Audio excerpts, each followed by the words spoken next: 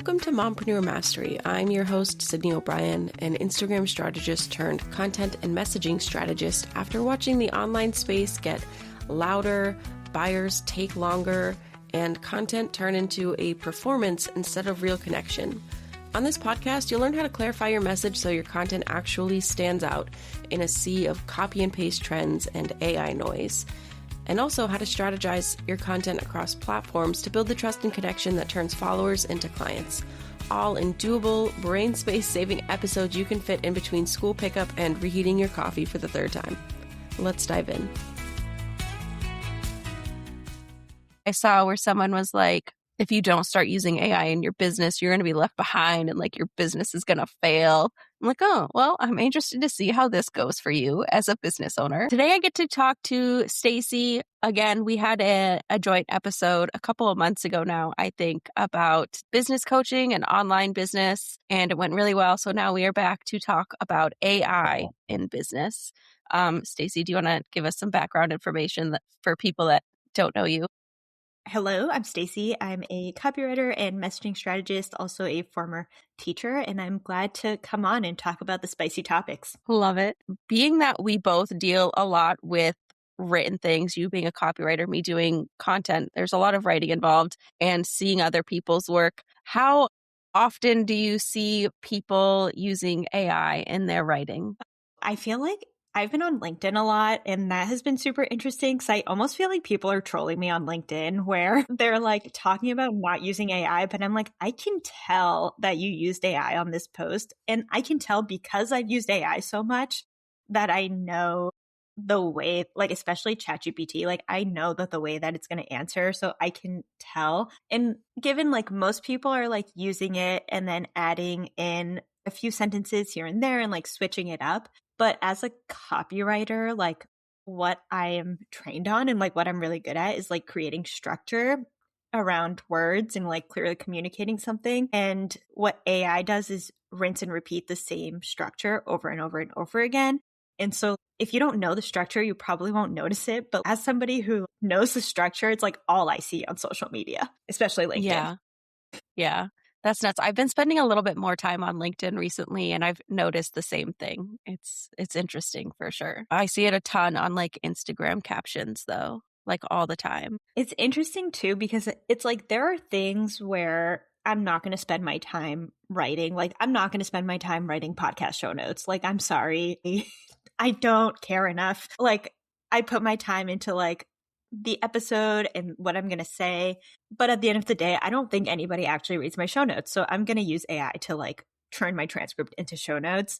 But then when it comes to like content and like engaging with your people, like I find you like lose the you-ness in it, right? And like that's what makes content really good is like that connection piece. And that's something that you talk about a lot is like finding that connection piece. Yeah, I 210 million% agree. I'm so sick of seeing like all the AI stuff. And again, like I completely understand it's a tool and I use it for some things. And I don't think like just saying no one should ever use AI ever is realistic, especially knowing like the world is on fire and we're all super stressed and we have to look for shortcuts somewhere to be able to get everything done.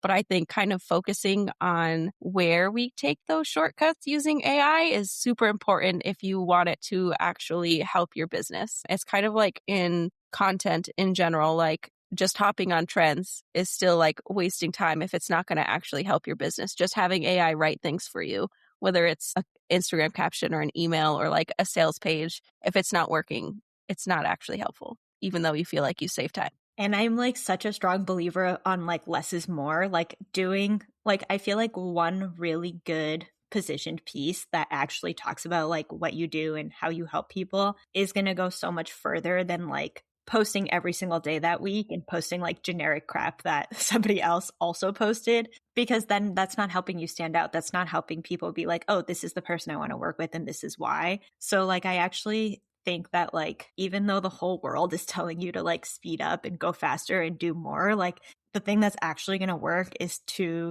take a few steps back so you can go forward. Yeah. And it's going to feel better too, because there's just like a lot less stress of having to constantly churn out content wherever it is that you're sharing it. And you get like some breathing space, which is nice. And breathing space is good. Like that's where you get good ideas. Yes. Yeah. Which is also very important. I know. What are some of like the biggest tells that you think you see when you see like AI copy? Because I have some that are like, I've noticed even I've just started doing like ARC reading, like reviewing advanced reader copies of books. And it's like super fun, but also I can tell like either some parts are written by AI or like they're having AI edit it. But there's a lot of the like sentence structures are kind of weird, especially like the thing you were talking about with like ChatGPT, where you can just tell it's like written by the way it writes words. It's like when it does like a question and then like two negative responses and then gets into like the actual answer of the question. I see that all the time and it drives me nuts. Or like, it's not this, it's that. Like Yes. that's on ChatGPT all the time. Or like I always used to like write in threes, like three short sentences to like create that cadence. And it's like Yeah. ChatGPT does that all the time now. So now I'm like, I can't do that anymore. I know. M dashes. Yep. I saw someone on Threads the other day say that they see people using the Oxford comma and they immediately know it's ChatGPT. And I wanted to die a little bit. Like someone who studied English, the Oxford comma is basically my best friend, and I will not take the slander against it. I use actual punctuation as a writer. Right? Like that's what we're supposed to be doing. It's so funny. Yeah, I think there are times where I'm like, is this AI? Is this just somebody who like actually spent a long time like actually polishing this? But I think like for me, when you're seeing things that like sound really professional or like sound really polished, but then you're like reading it and you're like, what is this actually saying? Yeah. It's lacking like depth and nuance a Yes. lot of the time. Yeah. And that's the thing that I like talk about a lot is like the robots don't know your brain, right? They don't know your past experiences. They don't know like how you would approach a problem. They don't know all of this really great stuff that is actually why people want to hire you. And so like if you're completely outsourcing to AI, like you're missing this really important piece in your marketing, which is actually your positioning, which is actually why people choose you. And you It's lose just a it. little important. Yeah. Just a little. And it's hard. I get it. Yeah, and it sucks because again, we are also tired and overwhelmed and feel like we have to do all of these things all of the time, like churning out all the emails and posts and whatnot. It makes me think of like screen time, like parents using screen time for their kids, which I know is like a highly hot topic in any kind of mom Facebook group, which are just horrible places to be, but I am in them. It's like you can't really acknowledge that we're using screen time a lot without also acknowledging it's because people are working more hours than ever for less money than ever, and like everyone is just stressed and they need a break. It's like a symptom, not like the cause itself. Right. And it's like sometimes you just need your kids to be quiet so you can like hear yourself think. It's So like the best interesting. 5 minutes of my day. It's interesting too, because I'm still involved in the local school community a little bit, and they have been pushing AI into classrooms. I wonder if you've heard this about your kids in school because they're younger. But I know like at the high school level, they've been pushing AI in classrooms and like the teachers haven't gotten any training on it. There's no sort of guidelines around how teachers should use it, how kids should use it. And it's one of those things where it's like it is a tool, and I think it's important for kids to know how to use the tools that are available to them, but it's also really important to know how to write because writing is a thinking process. Like that is like actually how you come to conclusions and how you like process things. Like writing is actually just thinking. And so if you're like skipping that thinking piece, like that's where you're losing the depth. Yeah, that's crazy. I feel like my kids are all in elementary school, but if that was like brought up by the school, I would like immediately be emailing, be like, no, I don't like this. This isn't a thing we're doing. My kids are opting out. It's like, fun. There's so many weird things that people do with AI to have like unrestricted access. I don't know how they would restrict what kind of output kids are getting. Like that would bother me. That would be very worrisome. And then two, yeah, There was also, I think MIT did a study on how AI is affecting brains, and there's like, we're losing critical thinking skills, like cognitive function is down when people over rely on it. Like, it's nuts. And I feel it. Like I can tell because if I go too deep into using AI, when I go into a Word doc, like I've been trying to write my book like as much as possible by hand, by typing, but it's like, it's a muscle, right? And if you don't use it, like the hump to get back into just writing, it feels really Mhm. big. You're like, wait, how do I do this? What are my thoughts? And it's like really you do have to keep on practicing to make it. Otherwise, it's like it is just so much easier to just be like, "Oh, hey AI, this is what I'm thinking. Write me a post." Yeah. Yeah. I feel the same way when I use it too much as well. I have been trying like so hard to draft things out way more in like Google Docs or something rather than just be like, all right, I need a post about this. What do you got for me? Yeah, same. And the other thing too is like you have to think about like the privacy, like especially like when it comes to kids, but also like for us as business owners, like everything you're putting into these large language models is being trained for other people who are putting prompts in. So like if you're putting in your voice and you're putting in what you do for business and you're putting in all of these things, like that is just like now wide open on the interwebs in these data centers. And that's your intellectual property, right? So how are you like, I don't know, there's so much like weird legal gray area that we haven't figured out yet that I'll be interested to see like what happens. Probably nothing in this administration, but we'll see.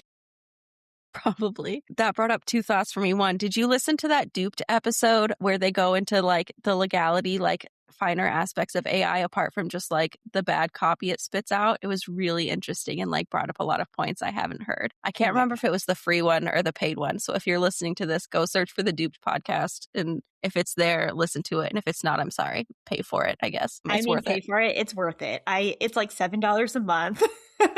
It's so good. And then the second thing, speaking of this administration, and AI. I don't want to get too political. I always do, actually. I'm not going to lie to you. But on my business thing, I will try very hard not to. My husband works at the Pentagon. I went to go visit him and we did like a little tour when my parents came to visit because they wanted to see like the inside. You go in the big, there's like a kind of a mall area. There's like a bunch of different stores and like restaurants and stuff and like a food court. And there are these giant posters hanging on all of the pillars. And it's like an AI generated image of Pete, was it Hegseth? Whatever his name is, the guy that can't do pull-ups. And it's him doing like the Uncle Sam pointer finger. And it says, I want you to use AI. And it's like the creepiest, most propaganda-y thing. And it also reminds me, I saw just the other day that OpenAI partnered with the DoD for something, and a bunch of people like immediately canceled and like uninstalled the app and stuff. Like 200 and something% of downloads were uninstalled. I also uninstalled and unsubscribed. It's one of those things where like I feel like you need it, but when you step away from it, you realize like life is better without it. Like that's kind of how I felt when I like got off Instagram and Meta products in general. And whenever I uninstall a social media off my phone, I need to do it for Reddit. That's been like my last hanging thread. But it's like, oh, actually, like I don't actually miss it. Like I was just like Yeah. spending time there because I'm used to it. And that's just like what I'm doing. It's my routine. But like when you actually step away from it, you're like, I don't actually need to be on there every single day. Like, I don't actually need to be spending all of this time. It's funny because I haven't even logged into Threads in like weeks. And I logged in the other day and there was like several people like had tagged me and stuff. And I'm like, wow, I just like missed all of these things. But they know where to find me. I realized that because I was one of those people. And then I was like, next time I'm just gonna, it was like someone looking for copywriter. And I was like, next time I'm just gonna link her like contact page or like her freebie or something, just to make this easier. I know. And it's just like, I literally just haven't thought about Threads in so long. But yeah, I think go outside, talk to real people. This is the solution to AI. Yeah, it is actually. I did my very first like in-person networking kind of event, and like even just talking to the people there. And it wasn't specifically like about like women in business or like marketing or anything, but we all happen to be like women business owners who are also moms, which is my audience. And so even just like chatting with them, got like a ton of content ideas and like somehow accomplished a bunch of market research without even meaning to. Talking to people is very, very helpful. Yeah, I would say like most of my content ideas come from having conversations with people who would be my ideal clients. As much as I'm introverted and like to stay inside, like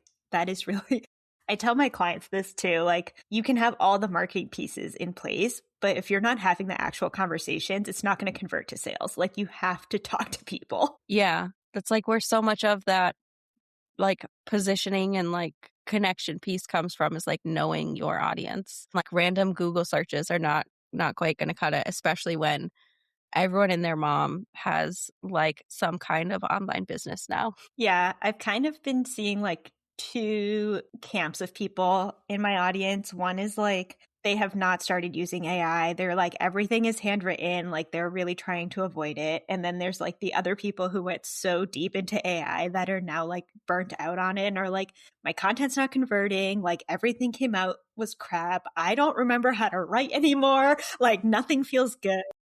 Yeah. Man, that's rough. So I'm like, where's this like happy medium where like you're using it in a way that is like helpful and saves you time, but it isn't taking over everything. And I think like that piece of like, where does it actually fit into your business and how do you actually use it is going to be really important. Yeah.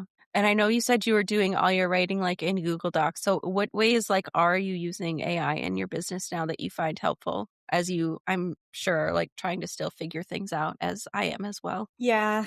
I mean, I like it when I'm like feeling stuck. I will sometimes be like, can you ask me some questions to get me unstuck? But I'm still like doing the brainstorming and doing the thinking. Also, sometimes I'll like post like an email that I wrote and I'm like, hey, like what's missing here? Or like, what can I add to it?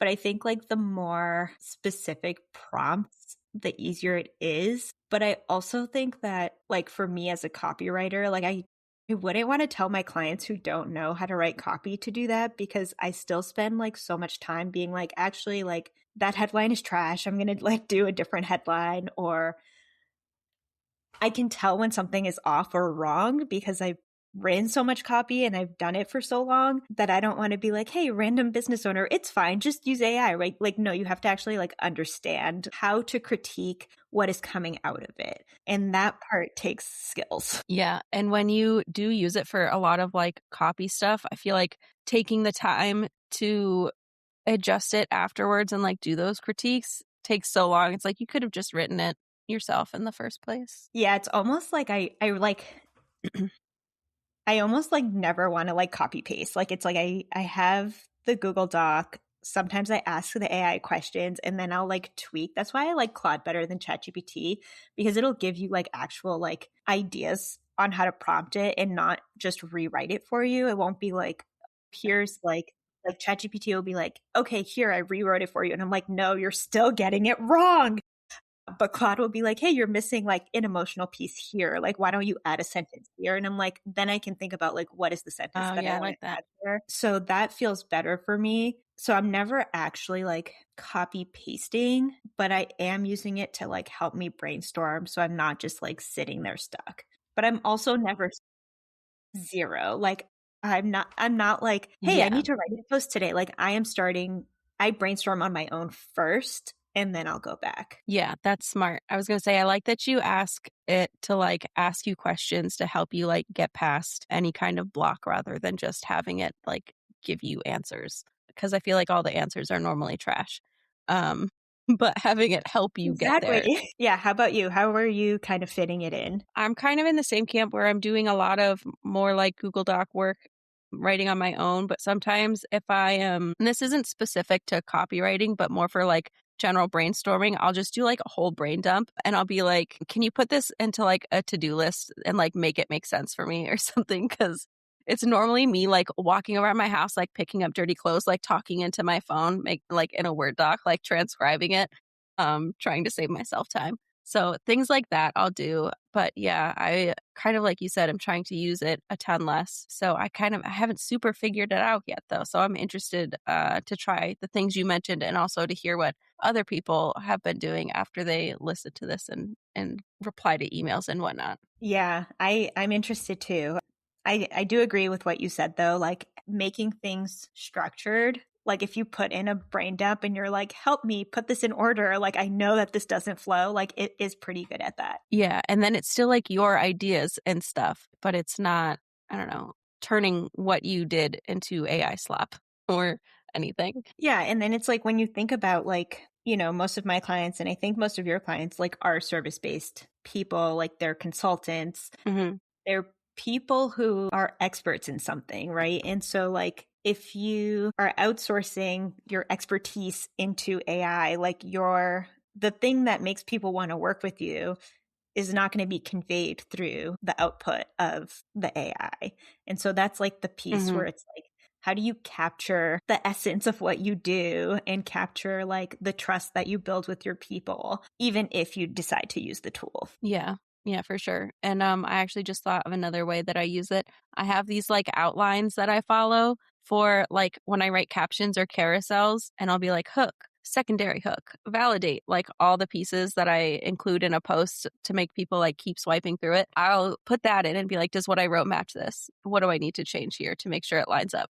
Things like that. Yeah, I think like really specific prompts are helpful. But I think like also like you have to be clear on like your positioning and what you want to say and like Yeah. so that you can be like, hey, going into this launch or going into whatever it is that you're doing, whatever your goal is, this is how I want to talk about what I'm saying. Like these are the core messages that I want and incorporate that into whatever content. Otherwise, whatever it's going to give you is going to be whatever everybody else who does what you do is getting at the same time. And yeah, and even if you're writing it on your own, like that's something I always kind of have to help people find is like that thing that makes them different and including that in their copy to help them stand out and connect with the right people. And that's so hard. It is. I had a Voxer day with Maggie the other day trying to figure it out for myself. And I'm like, I can do this for other people, but I can't do it for myself to save my life. Yeah, I feel the exact same way. Right, it's like the cobbler's kid has no shoes because it's like you're so close to it and you're so emotionally invested in the success of your business and you just want to do a good job. But it's like you feel so awkward being like, "Hey, I'm really good at this and this is why my clients choose me." And it just feels awkward. So that is also why I pay somebody to help me with my positioning because it's really hard to do for yourself. Like once I know it, I can run with it and fly with it, but that piece of like figuring it out that AI can't do, like and it takes time. It's not like, and I think that's why AI is so bad at it. 'Cause it's not like you're like, okay, I'm starting a business and this is exactly how I'm going to position myself. Like it takes conversations with real people and learning about your ideal clients and what's going on in the market right now and how do you actually solve a problem for them and why are you the right choice? Like over somebody else. And all of those pieces have to come from in your brain. Yeah. And it also changes over time. Like thinking of how much social media has changed and how like deliverables and products have changed and like the foundation of that strategy has kind of changed. It's going to shift a bit. Yeah. What do you think? What do you think? How do you think AI is impacting the way that the market is right now? Horribly, actually. And I think we talked a bit about this in our last like joint episode too, but how like people are so hesitant to trust other businesses online. And some of it is like from, bad business coaches and like bad offers where people were kind of like felt grifted, but also it's bad AI content where yeah, you need more trust than ever. And we know that from like so many studies that are being done before someone is able to buy. And it's just like AI is not going to help you get that. And so it's constantly like filling our feeds. And in the online business world, we also have this mentality of like, oh, if someone else is doing this, I need to be doing it too. Whether it's like a certain offer where like everyone was doing VIP days and then everyone was doing like memberships and all of those kinds of things, or how often we post or what types of things we're posting. So if people are constantly posting more because they're using AI, other people are going to feel the need to do it too. And it's just going to lead to like so much more content that isn't of the highest quality, that is still eroding trust and not actually helpful to businesses and making us all feel way more burnt out in a time when we really don't need that. And it's like, you don't actually want to read a lot of this content. When if right, like that's the content you skip over when you're on your Yep. feed. You're like, okay, whatever. Who is this even? Right? Like keep on scrolling. Not to like Y- I mean, if you're like listening to this and you're feeling bad, like I feel like I have also used AI and created crappy content and now I'm like Yeah. I feel like now I'm trying to move away from that because I feel like I don't know. I want my content to be reflective of like my expertise and my brand. And I want people to trust me to be able to do it for them as well. And for it Hmm. to not sound like generic slop. Yeah.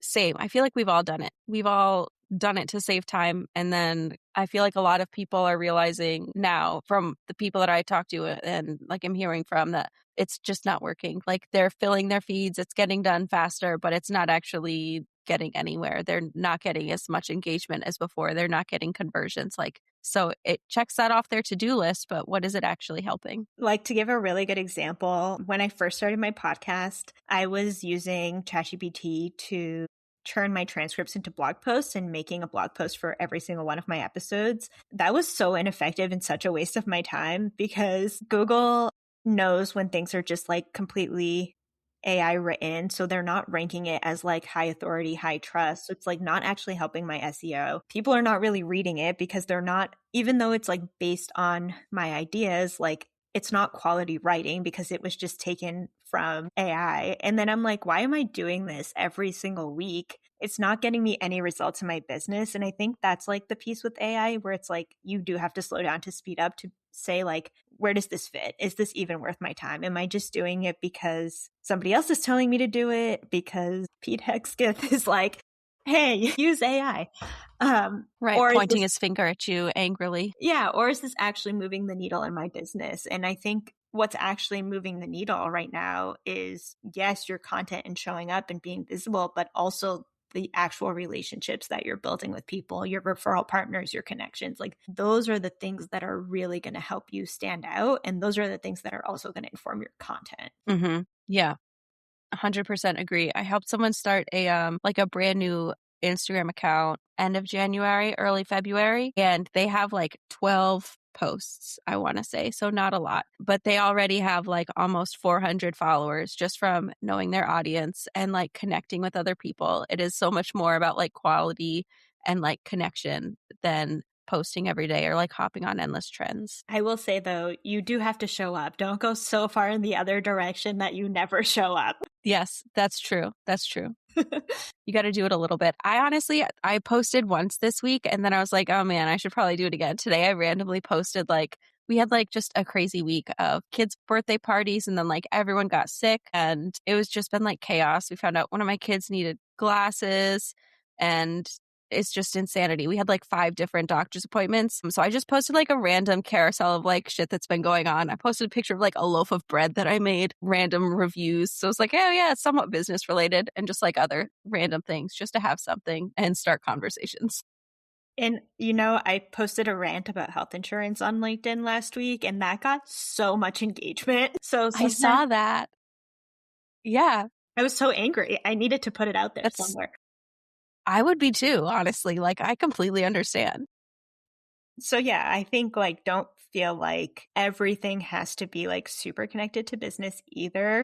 And I think that's like also something that like AI just like puts you in a box. If you're using it to plan your content strategy, it's going to give you like super generic strategy. And it's like, it doesn't leave room for you to talk about your loaf of bread or for me to rant about health insurance. And like, those are the moments. I had somebody email me today and be like, hey, I saw your post on LinkedIn. Like, I'm sorry you're dealing with that. Like, can we get a coffee chat? Right. And that was because of that LinkedIn post that I have this connection with this person again. And that is moving the needle forward in my business, right? Like building my network. So I think remember to step out of the AI box is my piece of advice too. Yes, for sure. And even those like random posts also, even if they don't lead to directly to any kind of conversion, they do just show a little bit of the you behind the business, which helps with connection. So give it a go instead of AI. Post something random and just see what happens. Yeah. I also saw people being like, oh, I'm making mistakes on purpose so that people know it's not AI. What are your thoughts on that? I think it's funny. I know I've never done it on purpose, but every time I accidentally have a typo somewhere, I'm like, well, at least they know. I had one today. I wrote an email about my takes on AI. I'm doing this whole AI thing this month. Everything is themed around AI, which is really nice because this conversation fits really nicely into my whole theme. But I was trying to say that I'm not anti AI, but what I actually said was that I'm anti AI. But if you read the if you can tell that I'm like trying to take this like nuanced position, but like I just forgot the word not in there. And I'm like, oh my gosh, like what a crazy typo. If it Whoops. makes you feel any better, I read that email. I thought it was great and I didn't even notice. So That does make me feel better. good. I was just like, oh That's my so funny. gosh, people will get it. People will get it. They'll get it. It was fine. There was like so much good stuff in that email. Like it's fine. Yeah. What else? What else have you seen? I've seen some crazy takes from people who like sell AI stuff and like trying to get you to use it. And this also kind of ties into the last episode we did together because it was very like shame based. Someone accused me of being anti-feminist by saying we shouldn't use AI because she was a woman business owner. I was like, hey, me too. But it was like such a Okay. weird I'm take. not sure where the And dots are. then people being like, yeah, she was like, well, we're mom business owners. We need AI to like make sure we get everything done. I was like, or we could do less. She did not like that. Revolutionary. Crazy, crazy. And then there was another one that I saw where someone was like, if you don't start using AI in your business, you're going to be left behind and like your business is going to fail. I'm like, oh, well, I'm interested to see how this goes for you as a business owner. I'm sure this is very like trust building for your followers. That's interesting because I have seen like a few copywriters like go deep into AI and then pivot away from it. So I actually wonder how effective that is of like using AI as like your differentiator of your like unique value proposition. I actually think like if people are like, I don't use AI, like I think that would be like a really unique value proposition. Yeah. I've seen some people like that online, mostly on threads, and I always enjoy seeing it. They have like some really good takes about, I mean, they also address like the environmental impact and like losing your voice and things like that. But it's always interesting to see. Yeah, it's hard 'cause I think it's like one of those things where as consumers, like we feel responsible. Like I think about like, you know, the water usage and the data centers, but it's like one of those things with like recycling. Like I as an individual try to recycle as much as possible. But like really the issue is all of these giant corporations like creating so much trash and creating products that are just going to go like pile up in some random country somewhere. And I think that like there's this tension between what can I do as an individual? Like I can unsubscribe, I can boycott these companies, I can use them less, but how are we actually like holding these people, these businesses, these corporations accountable for the harm that they're causing? And I think that's like a really hard thing to grapple with as a business owner. 'Cause it's It, like, yeah, yeah. got Yeah. Um, I think yeah, the solution will have to be kind of like part like legislative, like systemic and also like user. Cause like boycotts work. I mean, but yeah, it's tough. Also, speaking of data centers, we live near like one of the biggest, like, I don't remember the exact wording, but like one of the largest like groups of data centers in the world. The effect on our electricity bill is absolutely insane, and I hate it so much. you It's are gone not the up first like hundreds person. of dollars. That's wild. Okay, everybody stop using AI to lower. Lower my electricity bill, please. I It's actually nuts. I have a family member who lives in Philly who said the same thing about their electricity bills. Yeah, we got like a letter from Dominion Energy and they were like, "Oh, with all these data centers, you know, prices are going to go up. It'll probably be about like $6 a month. And then it was like $160 more than usual. I was like, oh yeah, $6. No worries. It just makes no sense. Why are corporations not paying for that? Right? It's your They're just business. now proposing a bill to like make it so they're covering the change. And I'm like, just now we're thinking of this? Just now? Like, it's wild. Yep. This is like where if everybody just slowed down, everything would be so much better because we could actually like think through the implications. But like that's one of the tenets of capitalism is to do everything really fast and more. And that's the problem.